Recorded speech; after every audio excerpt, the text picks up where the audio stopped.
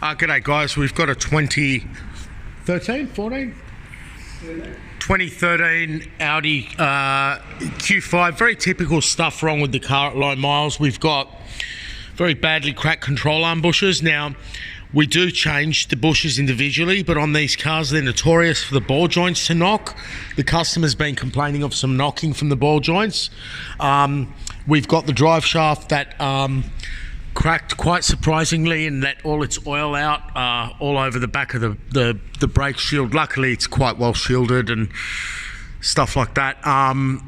Now, to remove that drive shaft, you can see our mechanic here has released the top control arm to just get that movement out, and simultaneously we're doing the lower control arm. So do we need to release this to get the drive shaft out normally? 100%. The bottom one as well? Not the bottom one, but the top one to do the drive shaft. So the top one will give you that sort of movement where you want to remove it. Here you can see he's left the tyrant end on it. And over here we've got a 19mm Allen hex key. It was extremely tight, so what we did was move to a 3/4 drive gun, which is the bigger one over the 1/2 inch, and off it came. You could see the splines here. There was a lot of corrosion on the other one, so take care to lubricate it and take your time. Another symptom of the lower control arm, the main symptom of the lower control arm bushes is that knocking. You can drive the car slowly and just tap the brakes and see the whole wheel move back and forwards, but very, very early wear compared to a Japanese car. But if you guys have seen my previous videos from the last workshop, these cars do wear things out prematurely. Otherwise, on this vehicle, what you want to look out for is the coolant going bad, and just maintenance of air filters and cabin filters and stuff like that. Aside from these issues, the DSG issues and the PCV issues and all the engine issues, look, what can I say? You know, someone has pride in owning the car, but they are, look, in the last year, this car has cost this man towards $4,000 without renewals of any type, and we've really looked after him today. So, you know, with the service and these arms and coolant and filters and that, it's escalating towards $1,800, and that's a really good price. And previously, he spent $2,000 on the brakes and an oil change. So, you're going to run into these costs with these cars.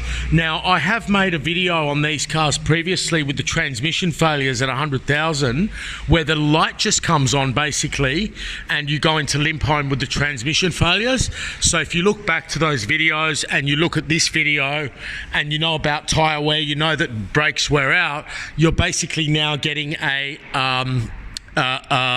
guide of buying the Q5. I don't think they're available in manual, but that would be a good option. So these are very basic things that you're going to run into when you buy a brand new looking vehicle.